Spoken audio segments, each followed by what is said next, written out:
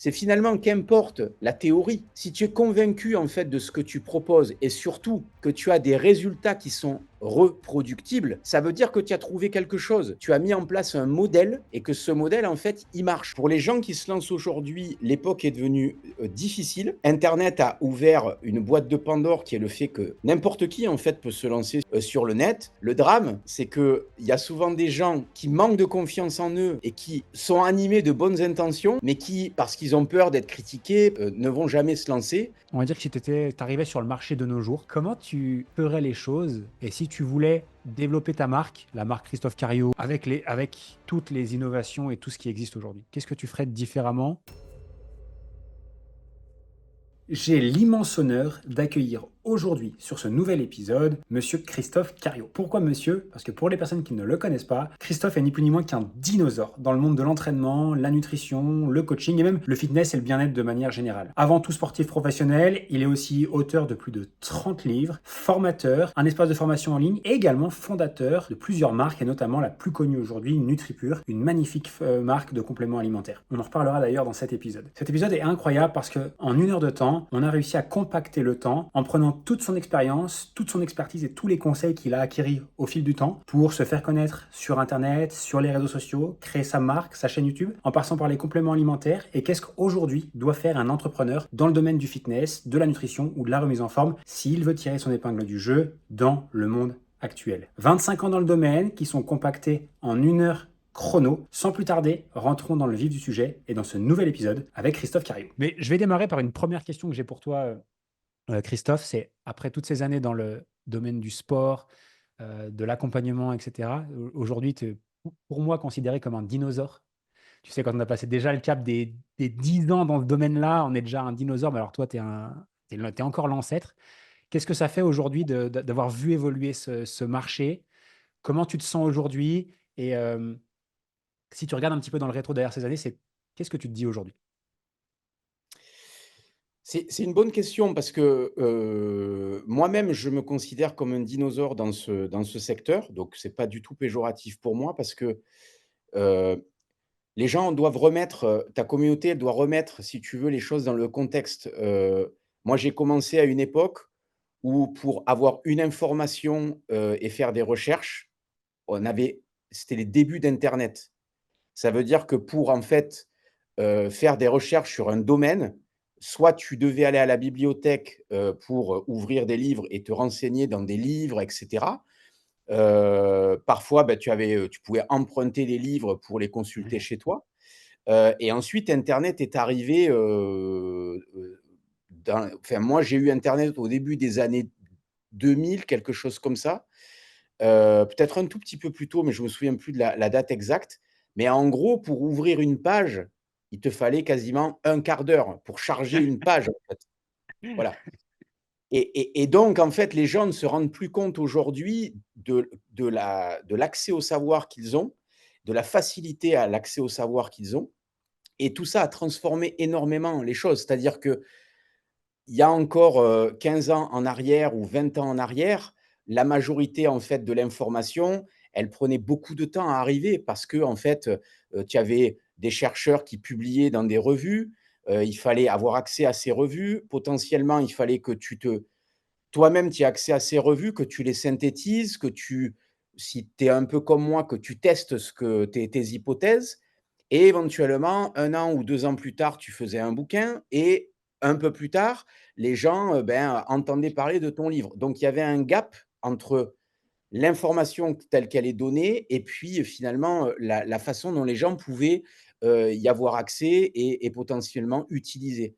Aujourd'hui, en fait, il y a plus de publications qui sortent quasiment tous les jours, de publications scientifiques, que les gens ont le temps de consulter. C'est-à-dire que tous les jours, il y a même des scientifiques qui sont même pas au courant que tel chercheur a sorti telle nouvelle étude sur tel nouveau sujet. Parce qu'il y a un tel volume d'informations, il y a une telle masse de gens qui travaillent chacun dans leur coin et qui produisent de l'information, que ça devient très, très difficile finalement, d'être, toujours à la page et finalement de pouvoir, oui, enfin, être vraiment, dans l'air du temps. Donc Ouais. Ce que moi je regrette aujourd'hui, c'est qu'effectivement, les gens ne prennent plus le temps véritablement de contextualiser les informations qu'ils trouvent et donc tu as à peu près, tout et son contraire sur les réseaux sociaux. Donc dans le cadre, en fait, de ta communauté, pour moi, c'est à la fois extraordinaire et à la fois, dramatique parce qu'aujourd'hui, tu as des gens, qui n'arrivent plus du tout à filtrer l'information en matière de nutrition, en matière, d'entraînement. Donc tu as des gens qui sont des génies dans leur domaine, mais qui sont absolument pas, populaires au sens de, avoir beaucoup de popularité, et qui donc du coup, prêchent dans le désert.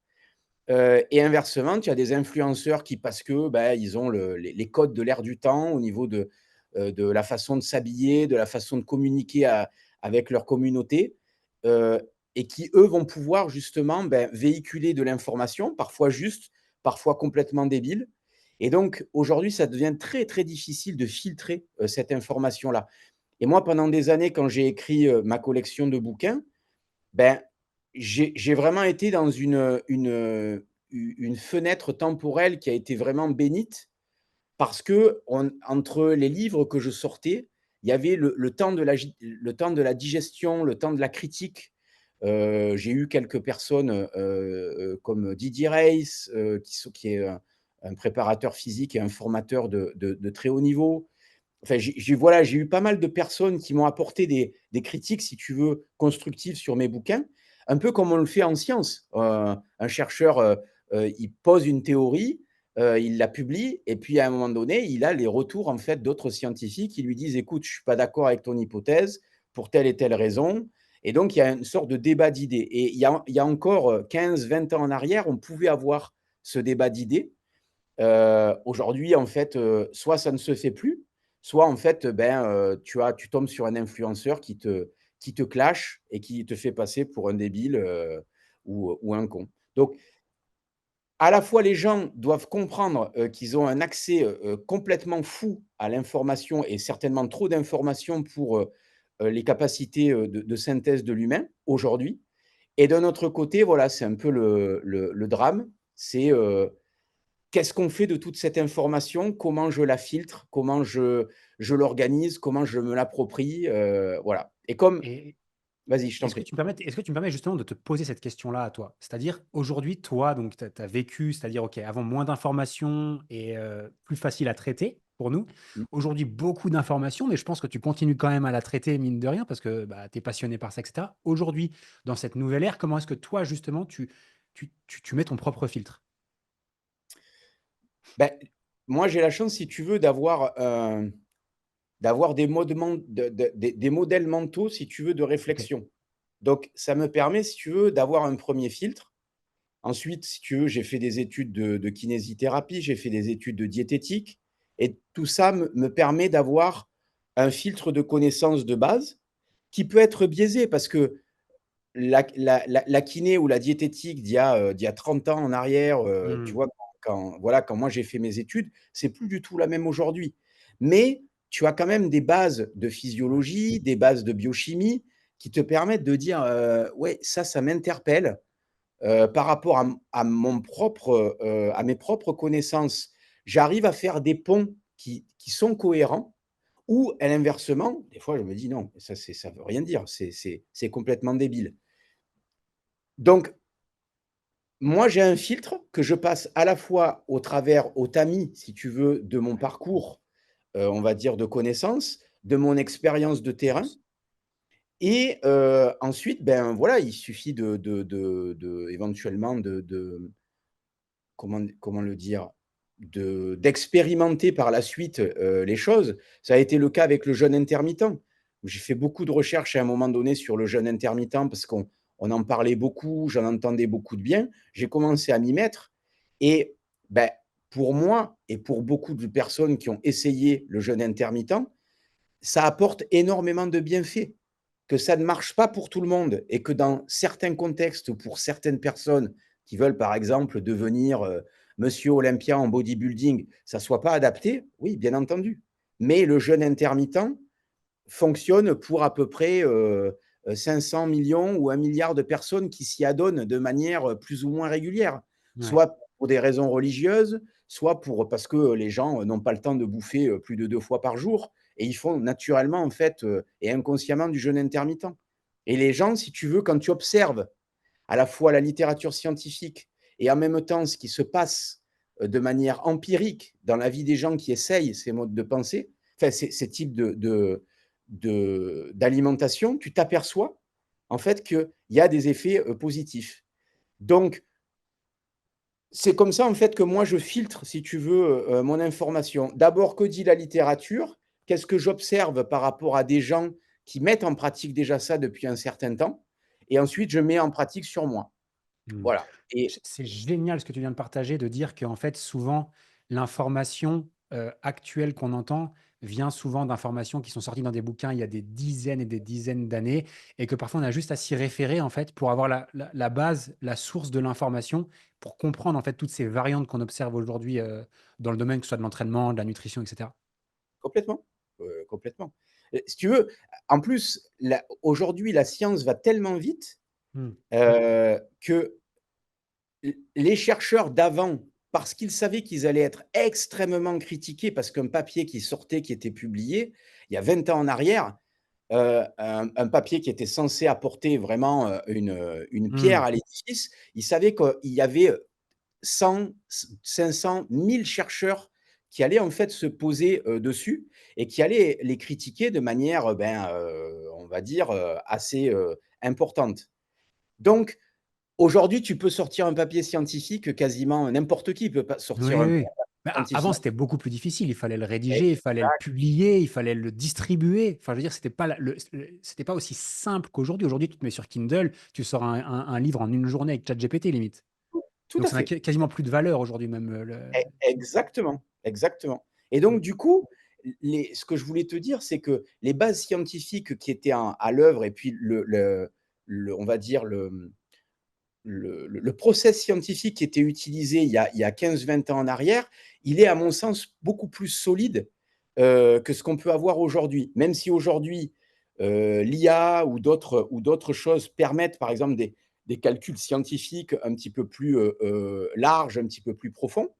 La méthodologie scientifique, c'est le terme que je cherchais juste avant, la méthodologie scientifique, elle était peut-être un petit peu plus rigoureuse dans le passé qu'aujourd'hui. Et donc les bases qu'on avait autrefois, elles sont pas à jeter à la poubelle. Si tu veux, des mecs qui ont découvert certaines choses il y a 20 ans, il y a 30 ans, voire il y a 50 ans, faut pas jeter ça, si tu veux, à la poubelle parce qu'il y a encore un intérêt dans les recherches qui ont été faites dans le passé. Peut-être que les explications scientifiques à l'aube de ce qu'on sait aujourd'hui, elles peuvent être, on va dire, modifiées, améliorées, heu, mais les réflexions scientifiques de l'époque, elles étaient pas, il y a des théories scientifiques qui ont 100 ans, je pourrais pas te les donner comme ça de tête, mais qui ont toujours pas, en fait, été remis en cause. Donc ouais. tu te rends compte, si tu veux, qu'il y avait des gens, ils cherchaient profondément et parfois, ils trouvaient des choses, et parfois on n'arrivait pas forcément à expliquer réellement, le pourquoi du comment. Et aujourd'hui, on a par exemple, il y a un papier qui est sorti tout récemment, heu, pour ceux qui s'intéressent aux mitochondries. Donc les mitochondries sont les centrales énergétiques des cellules. On sait depuis une dizaine d'années qu'elles jouent d'autres rôles de communication intercellulaire qui sont très, très importants.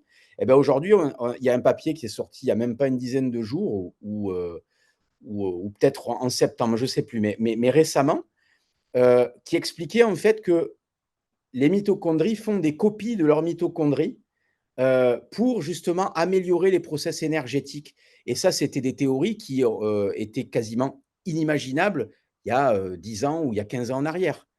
Donc on a le fonctionnement des mitochondries qui n'a pas changé et aujourd'hui on s'aperçoit que les mitochondries, elles ont d'autres modes de fonctionnement qu'on n'avait pas identifiés à l'époque parce qu'on n'avait pas les outils pour, visualiser, identifier ces nouveaux modes de fonctionnement. Donc la science, elle évolue, mais elle est toujours basée sur des fondations relativement, Mmh. solides. Voilà. Ouais. D'où l'intérêt pour, des professionnels de maîtriser ces fondamentaux et d'être ouvert aussi sur le fait que oui, basé sur ces fondamentaux, il peut y avoir aussi des petits changements avec le temps et avec, les avancées technologiques, techniques aussi et cetera et cetera. complètement. Un autre exemple qui me vient en tête en te parlant, heu, les automassages. Moi, j'ai beaucoup parlé des automassages dans mes bouquins Ouais. il y a quasiment, depuis 2008. Heu, j'ai avancé, si tu veux, des explications, heu, qui s'avèrent aujourd'hui peut-être qu'on pourrait les remettre en question. Il n'empêche une chose, c'est que les automassages relâchent les tissus. Quels sont les mécanismes exacts? Ben, aujourd'hui, voilà, moi, les explications que j'avais données, elles sont remises en question, mais on sait que ça relâche les tissus parce que les gens te disent: «Quand je fais des automassages, je me sens mieux après». Tu as des gens qui vont te dire: «Oui, mais finalement, c'est transitoire, ça sert à rien». Mais si pendant les 4 heures où les tissus sont relâchés, ça peut permettre à l'individu de faire une séance avec plus de mobilité générale, plus d'amplitude articulaire sur ses mouvements. Ça peut diminuer la sensibilité douloureuse d'une personne qui a des douleurs chroniques pendant 4 heures. Est-ce qu'il vaut mieux qu'une personne rebouge mieux pendant 4 heures Que tu que de ne pas utiliser les automassages du tout, parce qu'on ne sait pas trop comment ça fonctionne ou parce que, leur mode de enfin, les effets qu'ils ont, ne sont que momentanés. Tu vois ce que je veux te dire? Mmh. Je ne sais pas si tu le sais, mais chez Level Up, on accompagne des coachs sportifs comme toi à développer leur activité grâce au coaching en ligne pour passer la barre des 10 000 euros par mois tous les mois, mais surtout être libre. Libre financièrement déjà, mais surtout géographiquement grâce à leur activité de coaching. Comment est-ce qu'on fait ça? On met en place dans ton activité notre système qui s'appelle le système Level Up qui te permet de trouver entre 5 à 20 nouveaux clients et ça tous les mois pour ton activité de coaching. Avec une garantie implacable, si tu ne trouves pas 15 nouveaux clients en 180 jours en travaillant avec nous, tu ne nous payes pas. Nous ne sommes pas payés. Donc si tu es un petit peu curieux et ambitieux et que toi aussi tu veux développer ton activité de coaching en ligne, soit parce que tu la débutes et que tu sais pas trop quoi faire ou par quoi commencer, ou que tu l'as déjà lancé mais qu'aujourd'hui tu galères un petit peu à trouver de nouveaux clients, ou du moins tu n'as pas un système qui te permet de grossir ton activité, alors notre accompagnement est fait pour toi. La seule chose que tu peux faire, c'est de réserver un rendez-vous. Je t'ai mis un lien juste en dessous de cette vidéo pour discuter avec les experts de notre équipe, pour voir si on peut t'aider et t'expliquer comment on travaille et voir si c'est fait pour toi. À très vite, tu as le lien en dessous. Retour à la vidéo. Et est-ce que tu me permets justement de te poser une question par rapport à ça? C'est comment tu te sens, toi, justement, quand un truc que tu as écrit dans un bouquin est remis en question? Alors, par d'autres personnes, on s'en fout, mais de manière générale, que ce soit un peu remis en question. Et ma question un peu sous-jacente, c'est surtout, est-ce qu'au final, dans notre métier, il y a vraiment des vérités fondamentales qui seront toujours vraies? Tu vois ce que je veux dire?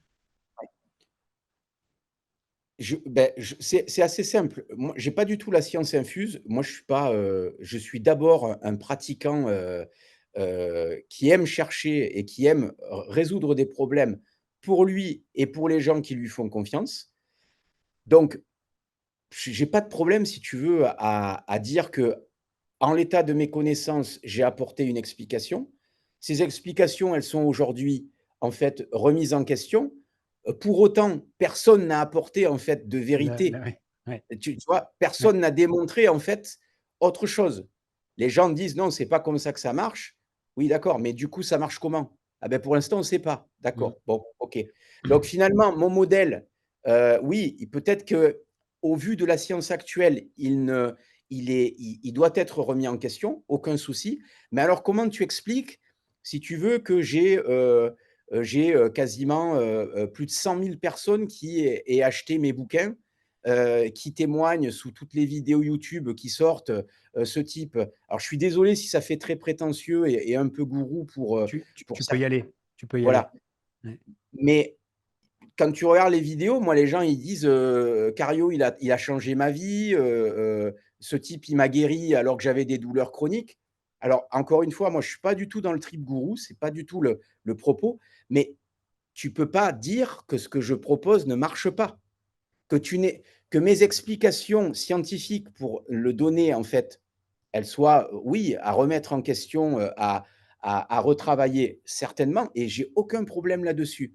Mais tu peux pas dire, en fait, que ce que je propose ne marche pas et donc le message de tout ça, c'est finalement qu'importe la théorie, si tu es convaincu, en fait, de ce que tu proposes et surtout que tu as des résultats qui sont reproductibles, c'est-à-dire qu'il y a pas que toi qui as les résultats, Ouais. il y a, 5, 10, 100, 1000, 10 000 personnes qui les ont, ça veut dire que tu as trouvé quelque chose. Ça veut dire que tu as mis en place un modèle qui est reproductible et que ce modèle, en fait, il marche. Peu importe finalement les explications, entre guillemets, scientifiques qui sont derrière. Parce que finalement, les gens, que ça soit, si tu veux, les nocicepteurs ou les mécanorécepteurs des fascias qui sont relâchés ou pas, très honnêtement, en fait, ils en ont rien à foutre, hein. Mmh, mmh mh. Ce que les gens veulent, c'est avoir des résultats, moins de douleur, plus de mobilité, plus de gains musculaires, et cetera. Et donc ça, c'est l'erreur qu'on pourrait souligner, si tu veux, c'est que moi, dans ma démarche scientifique, je voulais absolument apporter de l'information qui ne soit pas critiquable à l'époque, parce que je savais que c'était comme ça que ça fonctionnait. Il faut que tu démontres ton modèle, il faut que tu apportes des explications rationnelles sur le fonctionnement de ton modèle. Mais au final, les gens, ils veulent juste, voilà, les gens, ils Du veulent juste résultat. courir plus vite, du résultat, c'est tout. Mmh mh. Et d'ailleurs les vidéos, sur YouTube qui marchent souvent le mieux sont des vidéos de résultats. Des vidéos très théoriques, à part, des passionnés, finalement, elles ne buzzent jamais. C'est surtout des gens qui veulent une méthodologie, une promesse et potentiellement, si je mets en application, ce qu'il me dit, j'aurai des résultats. C'est ça que les gens, ils veulent. Ta réponse, elle est vraiment, vraiment intéressante parce que, moi qui suis au contact avec des dizaines de coachs chaque semaine, il y a toujours ce sujet de dire: «Oui, mais moi, j'ose pas, partager ça en ligne ou ma connaissance en ligne parce que j'ai peur de ce que vont penser les autres». Généralement, les autres coachs, les autres professionnels et cetera. Et en fait, ce que je me rends compte, c'est en tout cas, c'est ma vision du truc, c'est que bien sûr qu'il y a des fondamentaux, ça, c'est irréfutable, mais je trouve en fait, chacun a un avis sur tout, de plus en plus d'ailleurs. Et quoi qu'il en soit, tu vas te faire critiquer, même si tu as passé des années à comme toi, à travailler ta méthode, essayer de la faire le plus quali possible. Tu as toujours en plus de ça, tu peux faire des études de plus en plus facilement aujourd'hui, donc tu as toujours une étude qui va sortir qui va dire l'inverse de ce que toi tu dis, toujours, 100 du temps. Il y a jamais un truc qui sera, truc et tu auras toujours des gens qui vont te critiquer un petit peu et je trouve ça dommage parce qu'il y a beaucoup de gens qui n'osent pas partager ce qu'ils ont envie de partager juste pour ça, en fait. Ouais, ouais, je suis entièrement d'accord. Donc je pense que les pour les gens qui se lancent aujourd'hui, l'époque est devenue, difficile, donc je suis pas là pour dire: «Allez-y, foncez, c'est super», non, non, c'est devenu très difficile parce que Internet a ouvert une boîte de Pandore qui est le fait que n'importe qui, en fait, peut se lancer sur le net et avec une conviction profonde, ben, voilà, Je vais dire. raconter ce qu'il a envie de raconter. Heu, donc plus tu vas être sûr de toi, plus tu vas avoir la capacité afin de convaincre des gens qui ont envie d'être convaincus et donc d'avoir de l'audience. Le drame, c'est qu'il y a souvent des gens qui ont qui manquent de confiance en eux parce que pour plein de raisons, des raisons psychologiques, des raisons, heu, voilà et qui sont animés de bonnes intentions, qui ont de bonnes connaissances, mais qui, parce qu'ils ont peur d'être critiqués, parce qu'ils ont peur, voilà, ne vont jamais se lancer ou vont le faire de manière, très, timorée sur les réseaux, précisément et inconsciemment pour ne pas trop apparaître, dans les algorithmes et donc ne pas prendre le risque d'être trop critiqués. Mmh. Mais moi, j'ai envie de vous dire, j'ai beau faire, des human flags, c'est-à-dire me mettre à l'horizontale, pendant 10 secondes, monter dans les airs comme ça, faire des anneaux à Ouais, 50 comme, berges. Il y a encore des gens qui me disent, en fait, que ce que je raconte, c'est des conneries. Qu'est-ce que tu veux que je te dise? Bah, ouais, OK, d'accord, voilà. le c'est pour moi, c'est le problème d'internet, c'est que malheureusement, bah, en fait, tu te mets face à n'importe qui. C'est-à-dire Oui, qu'en tout à face de fait. toi alors internet, c'est génial, mais ça a aussi tout l'opposé, c'est qu'en fait, tu es même face moi je dis ça, hein, c'est tu es face aussi aux plus grands cassos de la planète qui ont Ouais, juste un but dans la vie, c'est essayer de démonter les autres pour se sentir un tout petit peu exister et c'est complètement. juste la limite d'internet, il faut être juste capable comment tu le vis toi ça, avec le temps? Bah, au début, en fait, au début, je comprenais pas, si tu veux, c'est-à-dire que je me dis: «Mais qui sont ces types ou qui sont ces gens, en fait, c'est quoi leur CV, quoi?» Tu vois? Ouais, ouais. Tu vois? Quand tu as un professeur d'anatomie ou un mec, type bac+12, comme Didier Reyes qui vient te dire: «Non, là, Chris, ce que tu as dit ce que tu as dit sur l'acide lactique, c'est pas bon», tu vois? Parce que Didier Reyes a beaucoup, beaucoup, débunker tout ce qu'on connaissait sur l'acide lactique. C'est pour ça que je parle de ça. Et donc, OK, d'accord, Didier, ben, dis-moi alors. OK. Dis-moi, c'est quoi aujourd'hui la science autour de l'acide lactique, acide lactique, pas acide lactique, etc. Et donc, j'ai pas de problème à se recevoir des critiques d'un type comme ça, tu vois? Ou d'un anatomiste de haut niveau qui va te dire: «Non, non, non, ce que vous avez dit là, c'est pas très juste. Le muscle, il s'insère plutôt à cet endroit. Donc, de mon point de vue, vous avez tort». En plus, c'est les gens qui te Ouais, critiquent le font toujours avec beaucoup de prudence, tu vois? De mon point de vue, mais et il y a que finalement des gens qui n'ont absolument pas de légitimité, ou qui sont à des années-lumière de tes propres connaissances, qui vont t'apporter une critique extrêmement, rigide, non contextuelle de ce que tu proposes. Ben, voilà, donc au début, c'était très déroutant, voire énervant. Mais non, je m'en fous en fait. ouais, c'est de Je vais dire une anecdote voilà, qui m'a fait vraiment mais rire, j'ai fait un podcast récemment avec, un confrère à toi d'une autre chaîne. Et en fait, on parle de ma marque de compléments alimentaires et en gros le mec, commente, il dit, «C'est fini, je ne peux plus écouter ce type.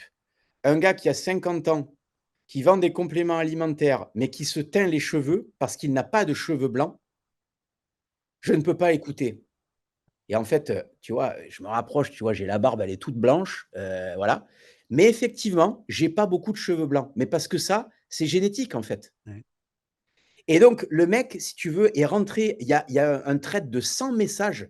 Tu as des types qui disent: «Non mais tu es taré mec, moi j'ai 53 ans, j'ai 53 ans, je suis comme Cario, j'ai très peu de cheveux blancs et sur la tête alors que j'ai la barbe blanche». Et le mec ne voulait pas démordre de son truc. Je lui apporte, si tu veux, des articles scientifiques, je lui poste une série d'articles scientifiques pour lui montrer, si tu veux, les origines, si tu veux, les variations génétiques sur, d'un individu à l'autre, sur les cheveux blancs ou pas. Et le mec ne voulait pas en démordre. Alors au bout d'un moment, bon, ben, voilà, tu vois, C'est déjà beau que tu aies pris le temps, de répondre à un mec comme ça. mais parce que je me suis dit: «Au moins ça servira», tu vois? Ouais. Oh, j'ai 10 minutes, je sais où trouver Pas à le lui, mais pas à lui, mais aux autres. voilà, tu vois? Ouais. Et donc aujourd'hui, c'est ça, c'est comme ça. Donc si le conseil pratique qu'on peut donner à ta communauté, c'est quel que soit en fait ce que vous faites, vous serez de toutes les manières critiqué. C'est comme ça. Et finalement, la seule réponse valable que vous aurez contre les critiques, c'est les résultats que vous apporterez aux gens. Voilà. Et donc il y a tu peux raconter ce que tu veux, tu peux me dire, ce que tu as envie. Moi, je connais en fait les résultats que j'ai obtenus parce qu'en fait, j'ai des centaines de vidéos, j'ai des centaines de témoignages partout sur internet où les gens en fait témoignent de ça. Alors aujourd'hui, il y a des gens qui te diront, «Oui, mais il a acheté en fait les témoignages». Oh oui, et en fait, c'est sans Je l'ai aussi celle-là, hein, je l'ai aussi le truc, voilà, tu vois? si tu peux rien y faire. Au bout d'un moment, il faut arrêter, mais comme tu l'as dit, c'est génial que tu le dises et je pense que tu fais partie des gens qui, malgré ce que tu fais, enfin, c'est juste incroyable et les gens de toute façon manquent de contexte et les gens manquent de connaissances et d'expérience pour pouvoir commenter ce que tu peux faire dans la grande majorité des cas, donc moi je dis toujours aux Ouais, coachs, c'est je dis: sûr. «Vous serez jamais critiqué par quelqu'un qui fait mieux que vous». Oui. Donc voilà, donc faites-le, quoi.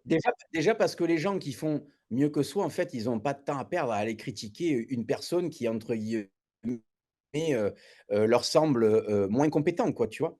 Si Mmh, tu veux, c'est c'est clair comme si moi, j'arrivais sur la chaîne d'un jeune qui, sur une chaîne YouTube d'un et jeune que qui tu le débute la démontes. calisthénie et que je le démonte, en fait. Ouais, Faudrait que je sois taré et pervers, si tu veux, pour faire ça. ouais, Ça n'a pas d'intérêt. ouais. Voilà. Dans le pire des cas, je vais pas voilà, si un jour je m'arrête et je trouve une vidéo, sur laquelle soit je trouvais que le propos était pertinent ou éventuellement que je pense que l'individu, il est apte à recevoir une critique, je vais lui dire: «Écoute, de mon point de vue et au vu de mon parcours, je ne suis pas d'accord avec toi pour telle et telle raison. Voilà, si tu veux, on en discute en privé ou, si tu veux, je développe dans un autre message». Mais ça va toujours être bienveillant parce que, personne n'est infaillible, tout le monde apprend de tout le monde, voilà, je fais Mmh. Mais on est aussi dans une industrie qui est vachement égocentrique, où tout le monde a envie ouais, d'avoir le dernier mot et tout le monde a envie de savoir mieux que tout le monde, donc c'est comme ça. Tu m'as fait un pont tout à l'heure sur une question que je voulais absolument te poser, c'est tu as parlé du coup de la visibilité en ligne, tu as dit il y a les influenceurs qui ont une grosse audience et qui peuvent éventuellement nuire, tu as aussi les gens très compétents qui vont pas oser. Ce que je trouve génial chez toi, c'est que tu as les 2. Mais ce que je trouve aussi génial, c'est que pour moi, tu as été un visionnaire sur un truc et je serais curieux de savoir si tu été, si c'était volontaire à l'époque ou pas, mais c'est YouTube. ouais, Tes premières ouais, vidéos remontent à il y a alors moi j'ai trouvé la première il y a 14 ans. c'est 2009, création de ma chaîne, OK, donc voilà, donc des 7, années, ouais, donc ça 16 fait, ans. ouais. Heu, qu'est-ce qui t'a lancé? Qu'est-ce qui t'a amené sur YouTube? Et est-ce que tu avais déjà anticipé des choses? C'est simple en fait, à l'époque où j'ai commencé à publier, nombreux de mes livres et de ma collection, très rapidement, en fait, donc déjà, il y avait un média qui arrivait qui était YouTube et précédemment, il y avait Dailymotion Oui, que juste, les ouais, juste. plus jeunes ne connaissent peut-être même pas et en fait, donc c'était un espace d en vidéo où tu pouvais télécharger des vidéos, hein, YouTube ou Dailymotion et en fait, moi, je voyais ce truc arriver et je me disais: «Mais finalement, un livre qui propose des exercices, si tu arrives à associer au bouquin, beh, des exercices en vidéo», donc il y avait les DVD ou il y avait les cassettes, parce que moi j'ai commencé à proposer des trucs en cassette VHS. Ça aussi les jeunes ne savent pas ce que c'est.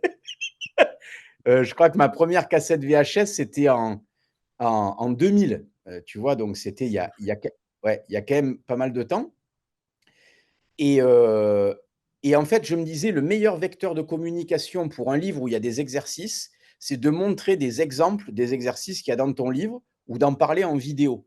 Voilà et en fait, tout démarre comme ça. C'est-à-dire que je me dis, je dis à mon éditeur à l'époque, Thierry Soucard Éditions, je lui dis, «Bah, voilà, j'ai fait une vidéo pour expliquer c'est quoi le livre Un corps sans douleur». En donnant des exemples, en montrant un petit peu un squelette, c'est quoi la théorie derrière le livre et cetera et effectivement, à l'époque, c'était révolutionnaire, parce que, tu pouvais immédiatement le lecteur potentiel, l'acheteur potentiel, pouvait immédiatement voir ce que le livre contenait, voir ce qu'il allait trouver à l'intérieur. Donc, très rapidement ça a marché pour l'école pour l'époque, je rappelle on est au début de YouTube, hein, et Parce YouTube que vient non, mais juste même aujourd'hui, il y a des gens qui trouvent ça révolutionnaire qu'on mette des QR codes dans un livre qui renvoie vers des vidéos. Toi, tu le faisais il y a 14 ans. ouais. Alors c'était il y avait pas de QR code à Oui, non, l'époque, mais ça je veux dire, n'existait tu renvoyais sur de la vidéo, pas exactement, tout à fait. Mais oui, oui, il y a si tu veux, je mettais carrément URL. le lien URL de YouTube dans le livre en disant: «Voilà l'exercice, le machin», voilà. Donc en plus, tu avais, si tu veux, à l'époque, les vidéos privées. Il y avait seuls les gens qui arrivaient à se taper l'intégralité du code URL de la Ouais. vidéo qui était à l'intérieur du livre, qui pouvaient y accéder. Alors, il y avait des trucs burlesques, c'est-à-dire que les gens, ils oubliaient un U ou un Ouais, Z ouais. ou un point et ils disaient: «Ça marche pas» et alors, enfin, voilà, on avait un forum rien que pour ça. «C'est sûr, si, si, regarde, tu as oublié le point, le U, le Z, machin». Bah, aujourd'hui, c'est vrai que c'est lunaire ces choses-là, mais oui, Ah mais oui, c'était comme oui, ça. Ouais. mais c'était comme ça et après du coup, effectivement, le pour l'époque, si tu veux, les vidéos arrivaient à faire, 10 000, 20 000 vues.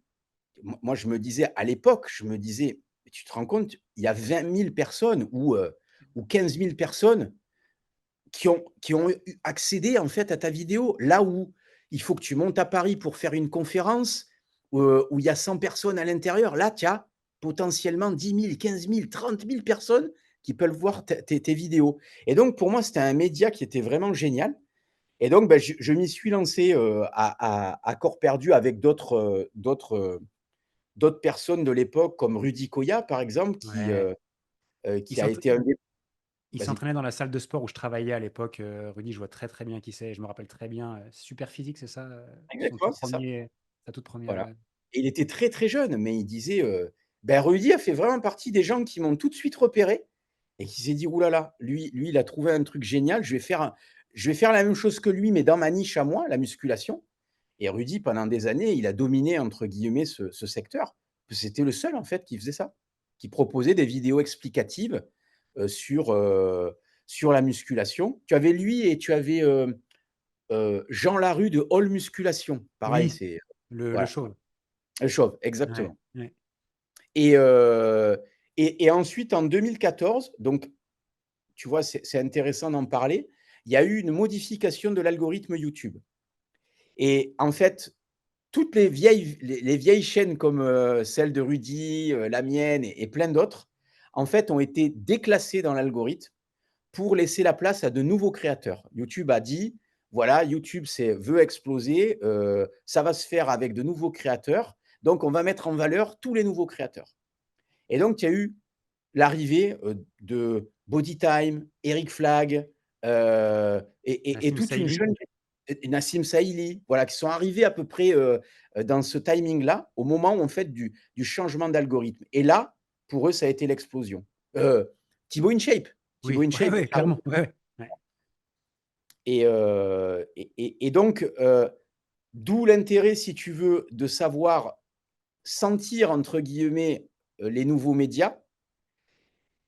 Et entre guillemets, d'avoir la chance, d'être porté par, des algorithmes favorables. Parce que moi, par exemple, bah, aujourd'hui, ma chaîne, elle mériterait beaucoup plus, si tu veux, de viewers sur YouTube. Mais en gros, si tu veux, tu as des mecs de YouTube qui m'expliquent. Ils me disent: Mmh. «Monsieur Cario, si vous voulez redévelopper votre chaîne, il faut faire une vidéo par jour, pendant plusieurs mois. Et là, en fait, l'algorithme va vous repérer». J'ai dit: «Mais j'ai 50 balais, je vais pas faire une vidéo de par jour comme, comme un jeune qui débute». Ouais. Et donc, tu vois comment la technologie, elle peut être à la fois un accélérateur et un tremplin, et en même temps, elle peut te flinguer. Mmh. Et par rapport à ça, du coup, toi, à quel moment alors donc tu avais les livres qui sortaient et cetera, mais tu as aussi tu aussi vendu, bah, toute une toute partie programmation et cetera en ligne. Est-ce que ça a été un peu au même moment? À quel moment tu as pris conscience de cette opportunité-là des choses en ligne? Parce qu'à l'époque, il y a pas 36 millions de personnes qui vendaient des même du matériel en ligne, tu vois? Non, pareil, ça a été, je pense avoir été un vrai précurseur là-dedans. Aujourd'hui, vous trouvez des rouleaux de massage, des élastiques d'entraînement à Decathlon, mais Ça, il y avait bah, pas? il y a 15 ans en arrière, ça n'existait pas.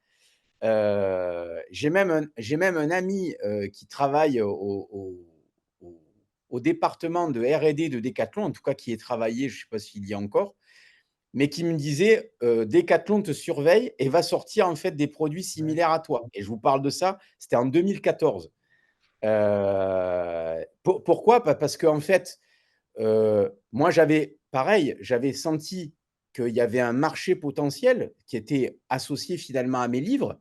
Dans mes livres, il y avait du petit matériel que moi j'avais découvert aux États-Unis les automassages, j'ai découvert ça en 2003 aux États-Unis, Mmh. les rouleaux, les balles et cetera. Et donc j'ai importé ça et j'en ai parlé dans mes bouquins. Et mais ça n'existait pas, ce petit matériel-là n'existait pas, tu le trouvais nulle part. Et donc, ben, en fait, j'ai créé une boutique parce que les gens me disaient: «Bah, c'est bien beau ta méthode, j'aimerais bien m'y mettre, mais Mais je tu as pas. l'achète où le rouleau?» Ouais. Tu vois? Je vais pas commander un rouleau avec des frais de douane qui sont plus chers que le rouleau aux États-Unis, par exemple. Et donc là, j'ai saisi une opportunité et j'ai créé, en fait, ma boutique en ligne en proposant, en fait, le petit matériel qu'il y avait dans mes bouquins. Dans un deuxième temps, ce qui s'est passé, et donc ça, c'est un vrai conseil, c'est, autrefois l'édition, Ouais. autrefois, jadis, Autrefois, ouais. l'édition, c'était un tremplin. C'est-à-dire quand tu étais publié dans une maison d'édition, là, c'est que tu avais atteint un niveau de reconnaissance. Le problème, c'est que le monde de l'édition, ben, ne fait pas beaucoup pour les auteurs. C'est-à-dire qu'il laisse les auteurs, entre guillemets, faire leur bout de chemin. Si le livre rencontre son public, ben, l'éditeur, il multiplie par 10 sa mise, et s'il ne le rencontre pas, ben, c'est pas grave, on passe à un autre auteur, en fait. Et quand j'ai compris que la majorité du travail de communication que moi j'imaginais que l'éditeur allait faire, était fait par moi et les vidéos YouTube que je faisais, je me suis dit: «En fait, faut arrêter. Faut arrêter de travailler pour un éditeur qui prend, les 80 de marge du livre et en fait, il faut écrire les livres pour toi». Et donc c'est ce que j'ai fait, j'ai créé ma maison d'édition en parallèle, si tu veux, de la vente de matériel. J'ai créé un site internet où tu avais les nouveaux livres que j'écrivais, donc à mon propre nom, donc à ma propre maison d'édition et le matériel associé. Ce qui me permettait en plus d'avoir à l'intérieur des bouquins, une capacité de pouvoir expliquer l'utilité du matériel qui se trouvait sur ma boutique Mmh. et donc la boucle était bouclée. Voilà. Et à l'intérieur de ces livres, parce qu'en fait, il y a pas qu'une dimension marchande à ce que je fais. Il y a une dimension d'aider les gens à être en bonne santé ou à la retrouver. Si tu veux, systématiquement, il y avait un travail corporel, un travail de nutrition et un travail de micronutrition, les compléments alimentaires. Et donc ça fait quasiment 20 ans que je parle de compléments alimentaires dans mes livres ou dans mes articles. Donc il y a par exemple des critiques qui sont venues là-dessus, il y a beaucoup de gens qui disaient: «Cario, c'est un opportuniste, il a sorti des compléments alimentaires pour devenir riche». Mais en fait, si tu ouvres des vieux livres à moi, j'en parlais déjà et je vendais pas de compléments. Mmh. Donc en fait, c'est juste parce que je suis convaincu de l'utilité des compléments alimentaires depuis des années. Et effectivement, parce que j'ai une fibre businessman, à un moment donné, voilà, quand tu as des gens qui te demandent, de créer une marque de compléments, puisque c'est mon lectorat qui m'a demandé, voilà, j'ai créé en fait Et j'ai et répondu de à une toute demande. ouais et de toute façon, ça paraît même extrêmement logique juste que les gens se fournissent chez toi, ne serait-ce parce que tu connais la qualité de ce que tu vas proposer, plutôt qu'ils aillent se fournir ailleurs sur un truc qui est aléatoire et qui sort de nulle part. Parce que de toute façon, ils vont se fournir. Exactement. Et donc si tu veux, l NutriPure, donc ma gamme de compléments alimentaires, ma marque de compléments alimentaires, elle est née d'un constat qui était simple. C'est que dans les compléments que moi je consommais, je commençais à identifier qu'il y avait des molécules, des additifs, des conservateurs dont on découvrait seulement à l'époque, qui pouvaient être potentiellement problématiques pour la santé. Problématiques pour le microbiote, problématiques pour la muqueuse intestinale, problématiques parce qu'ils s'accumulaient dans les tissus. Heu, Bref, je me suis dit à un moment donné, moi je peux pas, en étant convaincu par les compléments alimentaires, je peux pas continuer à absorber des trucs comme ça. Donc j'ai commencé, si tu veux, à me dire: «Peut-être qu'il faut créer une gamme de compléments où en fait on enlève tous les additifs, on enlève tous les conservateurs, on enlève les nanoparticules». Il y a encore des années en arrière, Mmh. tout le monde te disait: «Les nanoparticules, c'est tellement petit que ça fait rien dans le corps». Bon, maintenant on s'aperçoit que c'est un peu plus problématique et tu vois, en fait, c'est comme ça. Du coup, quand on a débuté l'aventure NutriPure avec mon frère, je lui ai donné un ca mon frère est ingénieur de formation et ma belle-sœur est chef de service dans un hôpital. J'ai donné un cahier des charges et je leur ai dit: «Voilà ce que je veux à l'intérieur des compléments, voilà les matières premières et voilà ce que je ne veux absolument pas». Et en fait, ce que les gens ne savent pas, c'est que dans l'industrie du complément alimentaire en France et en Europe, NutriPure a fait partie, encore une fois, des précurseurs en poussant les industriels, À donc les fond. façonniers, en fait, à enlever, en fait, les conservateurs, les additifs. Eux, si tu veux, dans leur process de travail, du dioxyde de titane, pour eux, en fait, ils utilisaient ça depuis, des décennies, ils n'avaient pas trop lu la littérature, le microbiote, ils ne savaient pas trop ce que c'était. Voilà, ça nous facilite le process industriel, on ne va pas enlever le dioxyde de titane. Si, si, vous allez l'enlever parce que c'est problématique.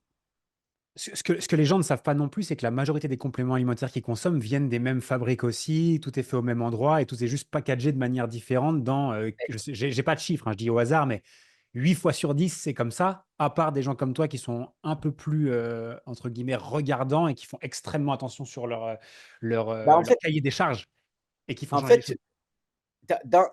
dans les compléments alimentaires, tu as aujourd'hui les compléments qu'on trouve sur étagère.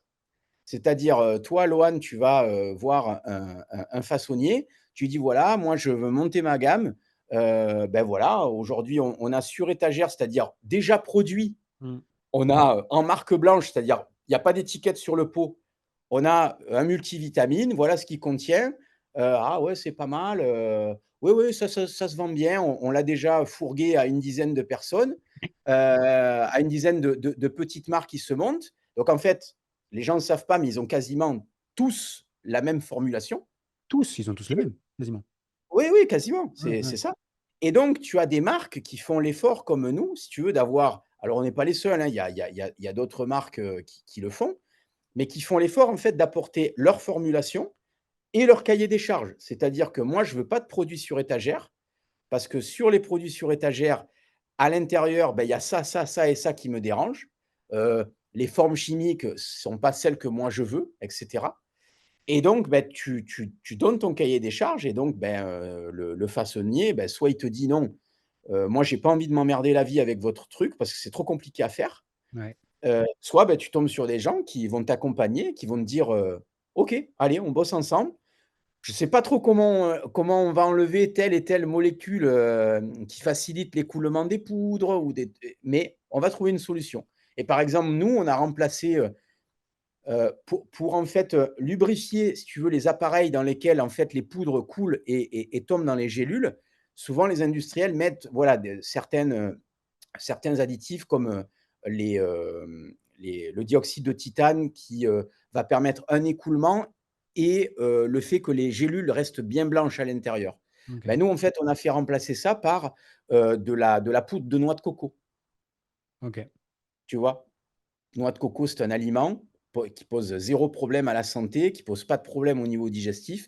En fait, tu vois comment on a essayé d'apporter des solutions par rapport à ce que moi je jugeais être bon pour la santé et pas problématique, finalement aux façonniers qui, fabriquent nos gélules et tout ça. C'est aussi, je pense, ce qui fait aussi la réussite de NutriPure, c'est aussi que, vous vous efforcez aussi de faire quelque chose qui est aussi vraiment bon pour les gens et je pense que votre clientèle qui vraiment enfin, a conscience de ça, veut faire attention et sait que vous êtes, intransigeant là-dessus, bah, je pense que c'est une des raisons pour laquelle, on vient chez vous plutôt que chez les autres. Il y a ça et puis il y a le fait que les compléments contiennent des doses efficaces. Ouais, Donc ils contiennent à la fois des matières premières qui, sont efficaces et des dosages qui sont efficaces. Je donne un exemple tout bête, le magnésium le moins cher, du moins cher, du moins cher, c'est le chlorure de magnésium. Le problème, c'est qu'il est très, très mal assimilé au niveau digestif, à peine 10 de ce que tu prends, mais par contre, il coûte rien à produire, rien à fabriquer. Et donc, les gens qui vendent du magnésium sous la forme de chlorure de magnésium, ils te vendent ça, on va dire un chiffre rond, 20 euros, moins la TVA, et la marge là-dessus qu'ils font, c'est quasiment fois 25. C'est-à-dire le taux de marge est de 25, tellement le produit, la matière première, elle n'est pas ouais. chère. Donc, mais le problème, c'est que tu as un magnésium qui est absolument pas efficace, qui génère souvent des diarrhées chez les gens. Inversement, tu as des formes, biochimiques plus complexes de magnésium, comme le bisglycinate, le thréonate de magnésium ou d'autres formes chimiques, un peu complexes, qui vont être beaucoup mieux absorbées par la sphère digestive, jusqu'à 60-70, qui génèrent pas du tout d'inconfort digestif, de diarrhée ou de ballonnement. Mais par contre, à l'achat, qui sont 5 ou 6 fois plus chers, si tu veux, Ouais. pour la marque. Et donc le niveau de marge, le taux de marge, il est largement moins important. Pourquoi je te parle de ça? Parce que comme NutriPure a choisi de, heu, des matières premières de haute qualité, avec des dosages qui sont efficaces, en fait, notre niveau de marge sur nos produits, il est pas très élevé. Ce qui nous a immédiatement fermé le marché des pharmacies. C'est-à-dire que dans Ah, dommage. le modèle commercial qu'on a, le pharmacien, il te prend grosso modo 50 de commission sur, les produits que tu lui donnes à vendre. Et donc nous, ça nous a immédiatement interdit, le marché des pharmacies parce qu'on Ouais. ne pouvait pas y pénétrer, parce qu'on ne pouvait pas leur donner les marges que nous, on ne gagnait pas, en fait. Ah oui, tu vas pas lui leur donner de l'argent, tu vas pas perdre de l'argent pour être tu pourrais stratégiquement le faire ponctuellement, mais ce serait pas rentable et tu gagnerais pas du tout d'argent. Ça serait une opération commerciale, Voilà, c'est ouais, tout. ouais, Voilà. clairement, ouais Et donc et le modèle, si tu veux, d'internet, et de vente en ligne s'est imposé immédiatement. Parce que quand on a fait notre business model, mon frère m'a dit: «Écoute, tu veux les meilleurs dosages, les meilleures matières premières. Du coup, on n'a pas des marges de ouf. Donc, finalement, le seul modèle qu'on a à notre disponibilité, c'est la vente en ligne.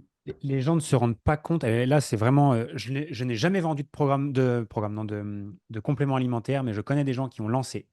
Les gens ne se rendent pas compte de la difficulté opérationnelle du développement d'une marque de compléments alimentaires. On voit des gens qui se lancent dans tous les sens parce que ça devient facile d'accès, les Oui, marques bien blanches et sûr. compagnie. Aujourd'hui, n'importe qui peut ouvrir sa marque de compléments et dire: «J'ai une marque de compléments». Mais le pourcentage de personnes qui réussissent vraiment, il est microscopique. Et est-ce que tu aurais juste des partages, un recul de, heu, qu'est-ce que ça demande, tu vois, de développer un business comme NutriPure, tu vois? En termes de travail, en termes de recherche, en termes de tout, en fait? Bah, aujourd'hui, si tu veux, NutriPure, c'est quasiment 60 salariés. On a plein de départements de R&D. On met grosso modo, entre 6 mois et 1 an pour sortir un nouveau complément alimentaire, qui est, on va dire, un assemblage de molécules, tu vois?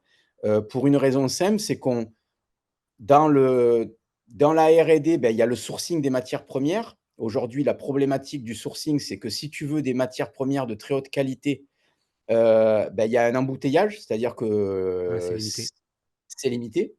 Donc il faut, sécuriser tes approvisionnements, donc faire des contrats sur 3 ans ou 4 ans, où en fait, ton fournisseur te garantit les quantités que tu lui demandes, au prix que tu lui demandes, de manière justement à pouvoir conserver, des prix qui sont cohérents avec ce que les gens connaissent dans ton marché.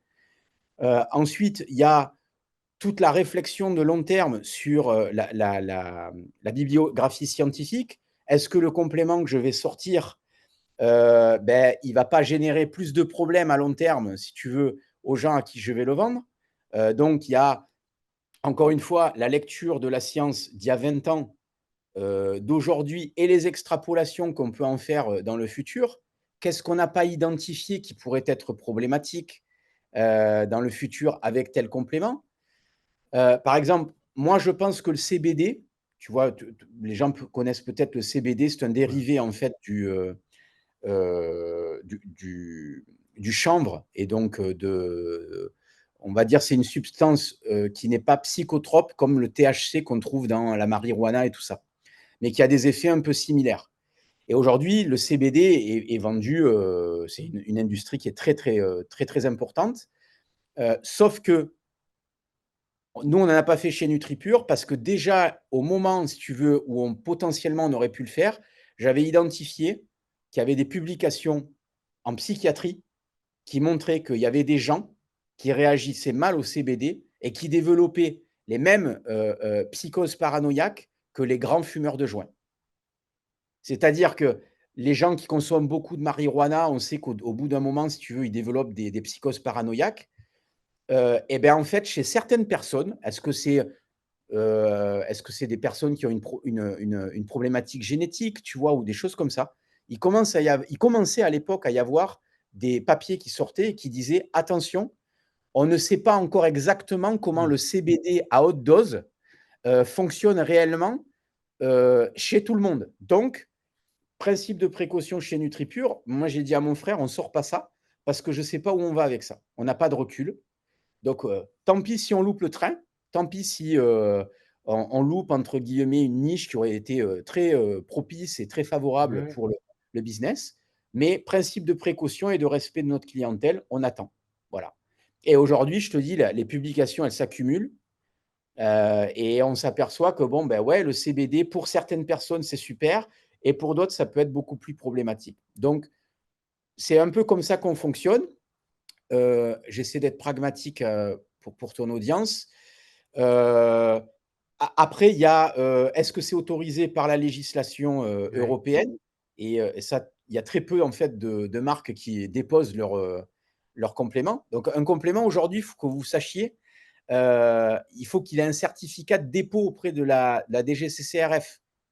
Ça veut dire que là, vous avez la répression des fraudes en France et donc il y a des molécules, en fait, elles sont interdites à la vente en France.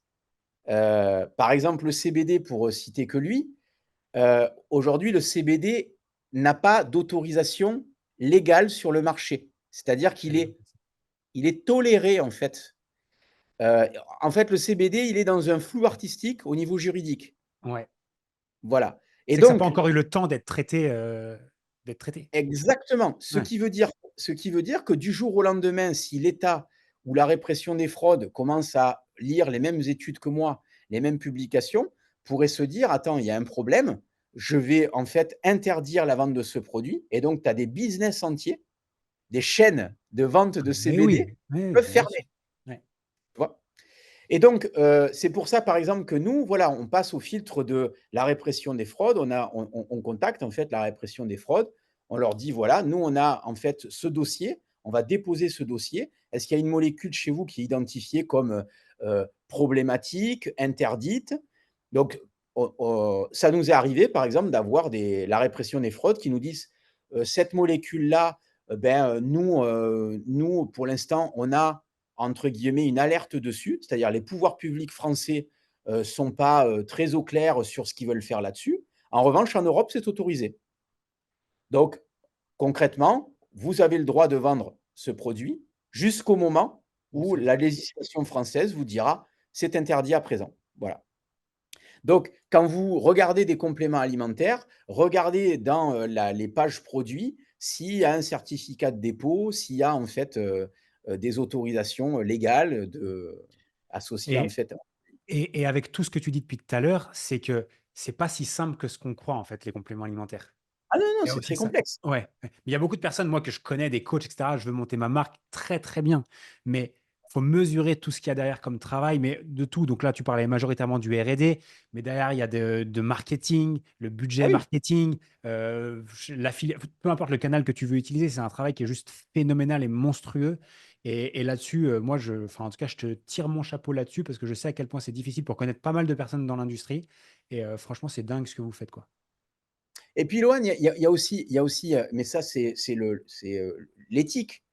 Tu as une responsabilité. Tu fais Bien prendre sûr. des choses aux gens. Tu leur vends pas des vêtements, hein. Ouais. Tu leur vends pas des tongs, ou des t-shirts, tu vois? Tu leur vends un truc qui est censé agir, de manière plus ou moins importante sur leur santé, soit de manière positive, soit de manière négative. Et donc moi, c'est un truc, le j'ai une phrase si tu veux, dans NutriPure, c'est: «D'abord ne pas nuire». Ouais. C'est, pour moi, c'est fondamental, ne pas nuire, aux gens qui nous font confiance. Ah, ça ne nous interdit pas, si tu veux, de nous tromper ou un jour d'avoir un rappel sur un produit, parce que, voilà, on a une analyse, si tu veux, de toxicologie qui nous dit: «Attention, il y a une petite bactérie qui s'est développée et donc il faut rappeler ce produit». Je veux dire, le zéro Comme faute, ça tout. n'existe pas. Oui, mais comme toutes les marques, je veux dire, c'est pas vous spécifiquement. Exactement, mais on a un principe de précaution qui est vraiment très, très fort parce que moi, si tu veux, je suis le premier consommateur des compléments et de NutriPure et donc j'ai pas envie, si tu veux, d'absorber, Ouais. des trucs problématiques, quoi. Du coup, on a parlé des compléments et on a parlé de pas mal de choses, donc tes bouquins, le matos, les compléments, et cetera, des choses que tu as mis en place. On peut dire, comme tu le rappelais tout à l'heure, que tu es un entrepreneur et j'en fais partie et toute une grande partie des personnes qui vont, écouter ça sont des entrepreneurs aussi. Heu, Avec toute l'expérience et le recul que tu as aujourd'hui, avec tout ce que tu as mis en place en lien avec le domaine du sport, voilà, de la nutrition, du bien-être général, et cetera.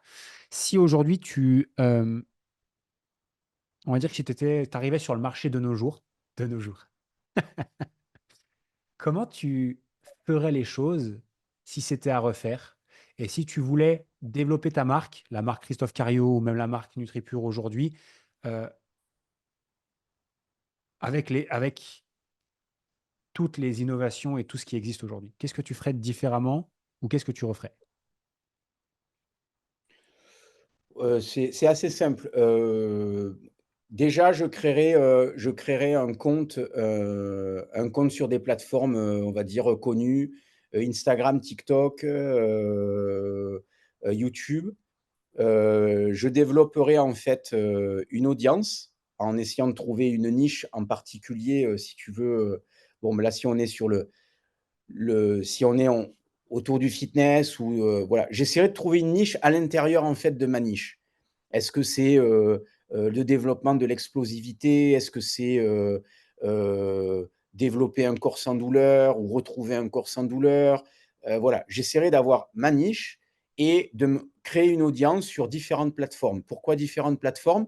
Parce que déjà, il y en a une qui va mieux fonctionner que les autres et qui sera votre plateforme en fait de décollage, de démarrage, et parce que vous n'êtes pas à l'abri, comme je l'ai dit précédemment, d'un changement d'algorithme qui brutalement en fait vous fasse dégringoler par rapport à votre business model. Aujourd'hui, tu as des gens qui vivent uniquement grâce à Instagram.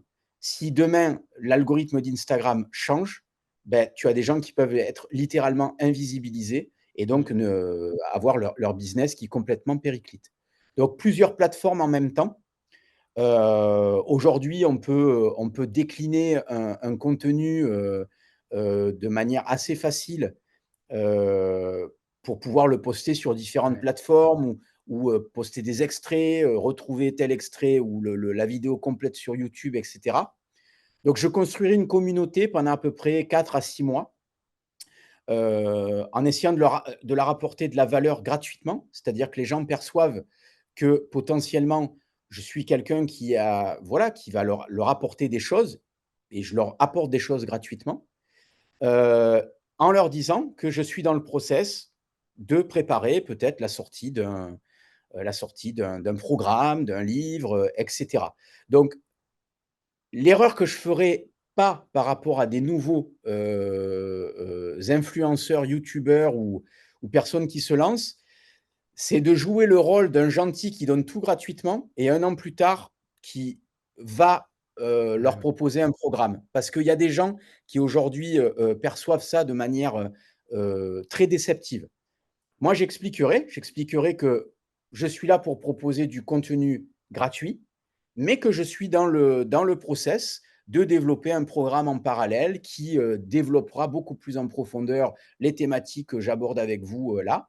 Comme ça, en fait, tu ne mens pas, en fait, à ta communauté. Les gens savent qu'il y aura une partie gratuite dont ils pourront bénéficier et il y aura une partie qui sera payante ou, ben, voilà, qui va arriver dans quelques mois.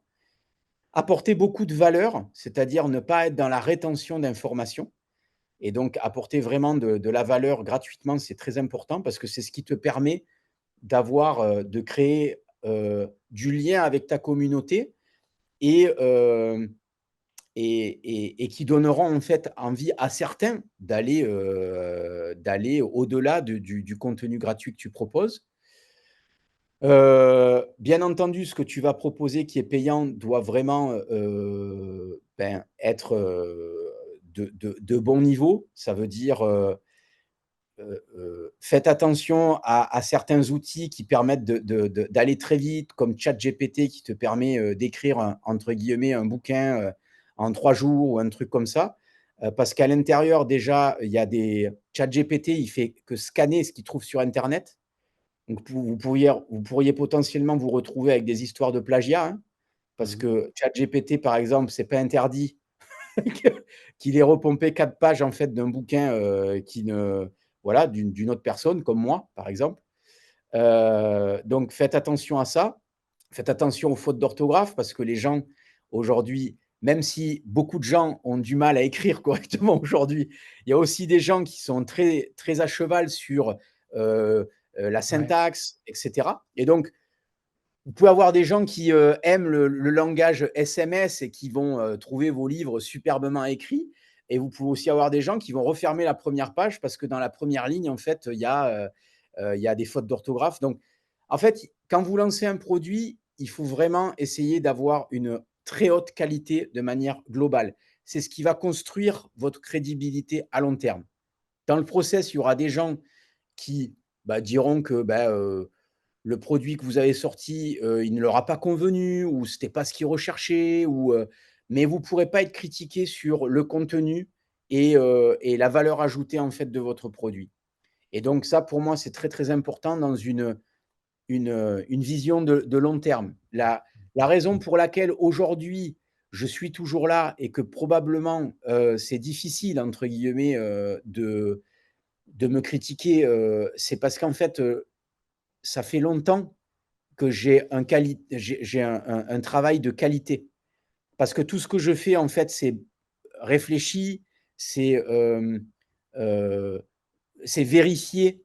Donc tu vois, je passe beaucoup, beaucoup de temps, justement, à me prémunir des critiques potentielles qu'il va y Ouais. avoir, dans le Ouais, futur. que ta baseline, elle est assez Elle élevée est et que tu elle est très élevée, exactement, c'est ça. Donc, encore une fois, peut-être que tu aimeras pas ma méthodologie de travail, peut-être que tu auras pas le matériel pour la pratiquer ou que le matériel que je te vends en parallèle, ça sera trop cher pour toi, mais tu pourras pas dire, en fait, que ce que j'apporte, c'est nul. Voilà, c'est ça que je veux dire aux gens. Donc, vraiment essayer d'élever, le niveau, il faut pas que les gens, vous leur donniez, tu sais, il y a ce phénomène sur internet, où les mecs qui te font des super reels, ils te font, des super publications. Tu te dis: «Oh là là, le contenu payant de ce gars, ça doit être une tuerie» et en fait, tu achètes le truc et là, tu tombes sur des PDF, Canva. heu, des canevas, enfin des trucs minables, en fait. Ouais. Là, tu te dis: «Oh merde, ah ouais, putain, j'aurais dû continuer sur le gratuit Ouais. du gars parce qu'il Et y a ça, c'est très 0 commun, hein. C'est très oui, commun les oui. gens qui mettent tout sur le marketing et rien sur la livraison. Sauf qu'en fait, ces gens-là ne se rendent pas compte que c'est un one shot. Moi, par exemple, il y a des Bah, gens à qui j'ai acheté du contenu payant parce que j'aimais, si tu veux, leur publication. Leur contenu payant était tellement naze, ça a été fini. J'ai même arrêté de les suivre. ouais, et le pire dans tout ça, c'est qu'ils pourraient se dire: «Ouais, bah, c'est pas grave, au moins j'ai niqué une personne, il rachètera pas, tant pis». Mais en fait, ce qu'ils se rendent pas compte, c'est qu'il y a une force un peu invisible qui s'exerce sur nous, c'est aussi le bouche à oreille et que les Tout à gens, ils fait, se disent, tu vois? Et quand tu fais de la merde, exactement, ça se sait. Vite, exactement, tout à fait. vite. Ouais, Surtout aujourd'hui, ouais. surtout à l'époque des réseaux sociaux TikTok, Twitter, Insta et cetera. Voilà. Et qu'est-ce qu'il y a, donc aujourd'hui, je sais pas combien tu as d'abonnés au total, sur toutes tes plateformes mélangées? Tu as une idée? Bah, j'ai 140 000 sur, YouTube, j'ai, 150 000 je crois sur Facebook, et là je dois être à 43 000 sur Insta, Ouais, voilà. c'est énorme. C'est énorme. Qu'est-ce qu'il y a? Alors, bien évidemment, ça fait très longtemps que tu t'es lancé, mais c'est quand même des chiffres qui sont énormes, tu vois, en termes de personnes. Et en plus, toi, c'est des personnes qui te suivent quand même activement pour ta spécialisation, de ce que tu proposes depuis des années maintenant. Est-ce que tu as une idée peut-être de... Tu pas le seul à t'être lancé sur YouTube sur les 20 dernières années, mais vous n'êtes pas beaucoup à pouvoir vous ranger dans notre domaine sur cette catégorie de personnes qui passent les 200, 300, 400 000 abonnés totaux. Est-ce que tu as une idée de qu'est-ce qui fait ta force chez toi? Heu,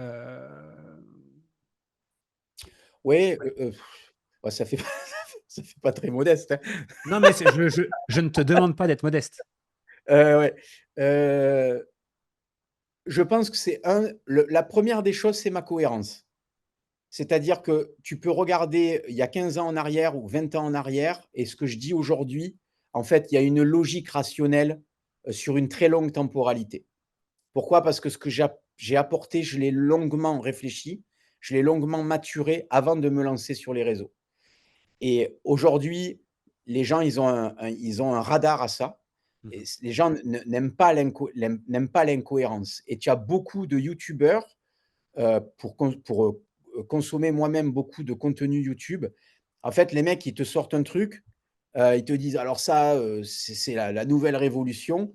6 mois plus tard, ils te disent totalement l'opposé et 6 mois plus tard, ils reviennent sur ce qu'ils t'avaient dit 1 an Ouais. auparavant et ça crée, en fait, une sorte de sentiment d'incohérence et donc la 1re des choses, je pense, c'est vraiment ça, pour moi, c'est vraiment le truc numéro un me concernant, c'est la cohérence. Tu peux ne pas être d'accord avec ce que je propose, tu peux ne pas aimer mon approche, tu peux ne pas aimer, mon personnage, la manière dont je m'exprime et cetera, mais tu peux pas dire que je suis pas cohérent. Parce que ça fait, Des années. voilà, ça fait des années que je dis la même chose, je raconte la même chose. Alors effectivement, le revers de la médaille, c'est qu'au bout d'un moment, tu as aussi une partie de ta communauté qui dit: «Ouais, mais en fait, il se renouvelle jamais, parce qu'il raconte tout le temps la même chose».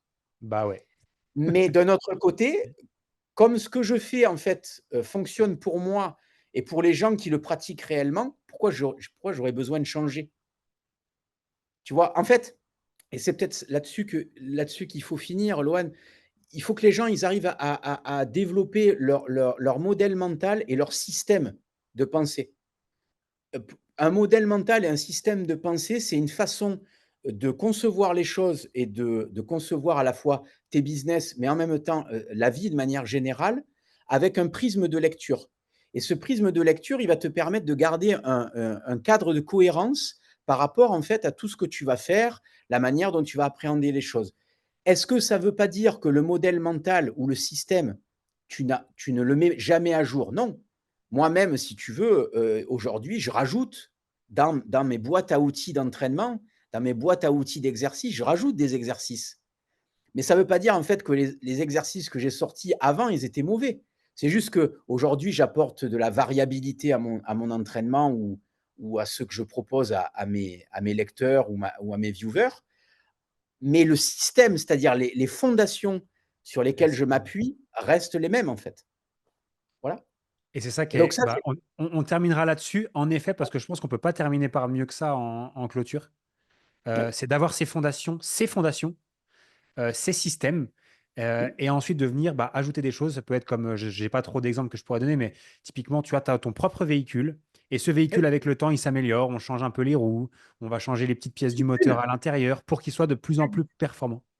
tu fais du tuning en fait. Tu fais Ouais, du tuning de ton véhicule et tu peux faire du tuning de ton système.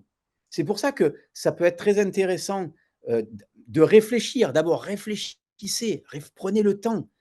Pourquoi j'utilise telle méthode? C'est quoi la rationalité de la méthode?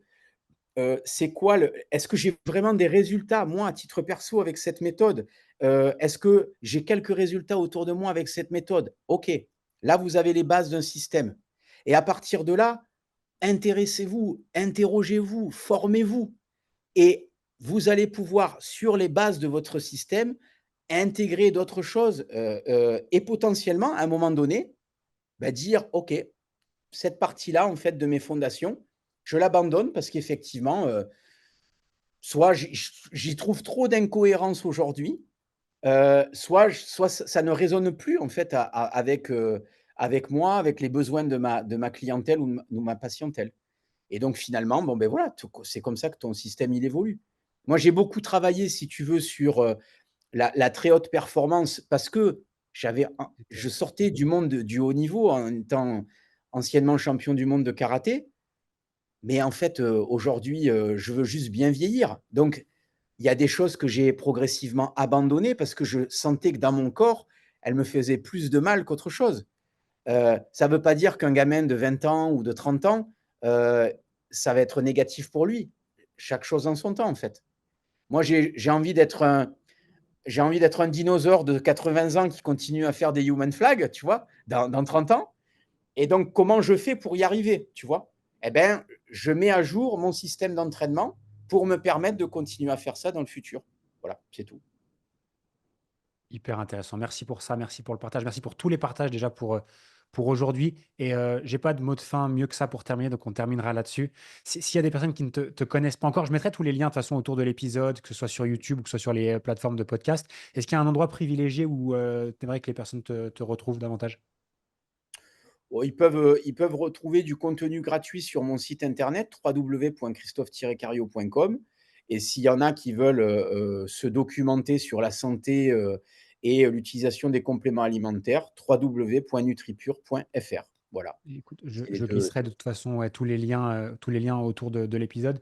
Allez, je te laisse un petit mot de la fin. Si tu avais un mot de la fin à donner à une personne qui souhaite se développer dans le